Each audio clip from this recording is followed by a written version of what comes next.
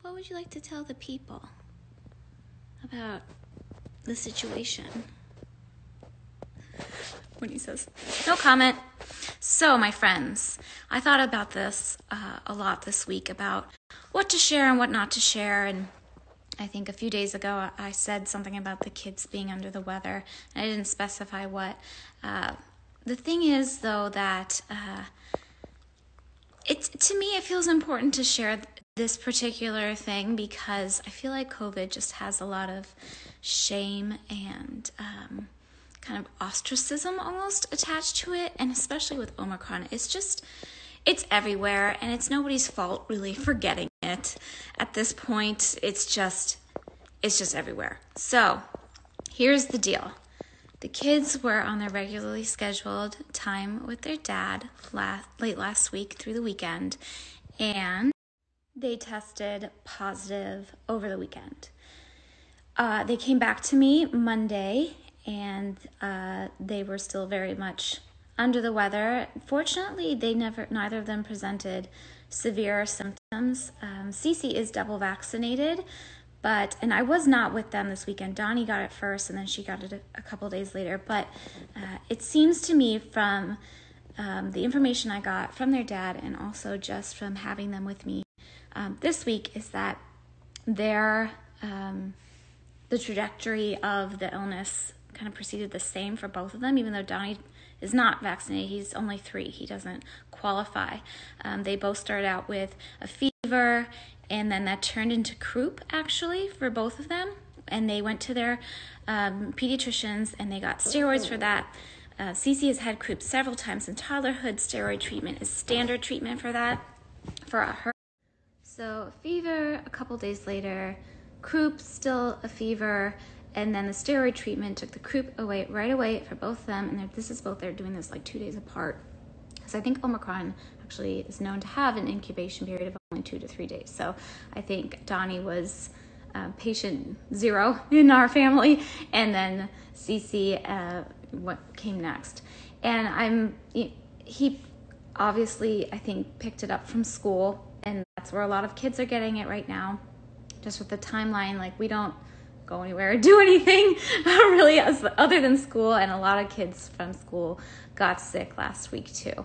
And our school has been great. It's not school's fault. They've been open and running since September 2020 with very few cases, really, relatively. So it's not school, it's Omicron. It's so super contagious. So just to continue sharing how it unfolded for my children, they are fine. They're still under the weather, but so after the croup and the steroid took the croup away, the fever dissipated around day 3 and has not returned since. And whatever happened next just settled into kind of like head cold, standard head cold symptoms. So they're just congested. They've been eating pretty well. Cece wasn't as hungry for a couple days this week, but she's back with her appetite. And they've been sleeping relatively fine. The humidifier helps, especially with congestion. And they are happy and in good spirits. They're upstairs right now playing. So we've been very fortunate that they haven't had more severe symptoms. Like I said, Cece's vaccinated, Donnie isn't.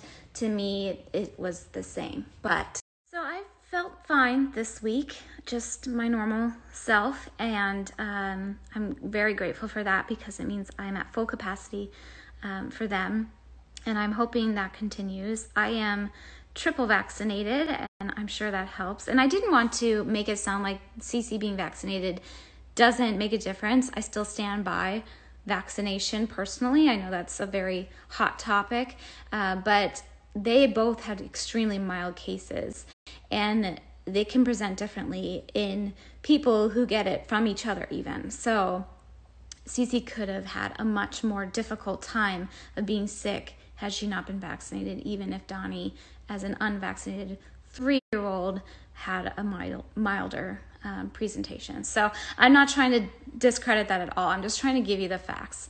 But yeah, so I tested at home today because I could not find a PCR test for good reason there and short. They're in high demand, obviously, right now. Omicron they're saying this is the peak of the surge, so that makes sense. I do have a PCR test scheduled in a few days. Whether or not I present with symptoms, I'm still going to take it because I just want to know, and also when it's safe for me to be back with to see my parents specifically, and to like go to appointments and go back to the grocery store. And I'm just so grateful. We live in an era of delivery, and online shopping makes everything so much easier. So we've hunkered down and we're doing fine. And I hope you can respect why I'm sharing this information, and it's really in the hopes to just make you feel less alone if you're in the same situation. I feel like COVID has such a negative stigma to it, and it's a virus. It's a virus. We've been able to avoid getting it for almost 2 years feels like a miracle, and also was not without efforts on our part. But we're just at that point now where it's everywhere. And I'm not saying that there's things that we could, if we locked ourselves in our houses and didn't go anywhere, maybe we could have avoided it. But I don't know. I'm just grateful that kids are doing fine, that they're happy, and that they seem almost 100% now, a full week later, and that, for delivery. So, yeah, that's what I'm sharing. I know it's something can be very, very scary, and it is very serious, and I'm not trying to diminish that either, but I just wanted to share our experience and let you know that you're not alone.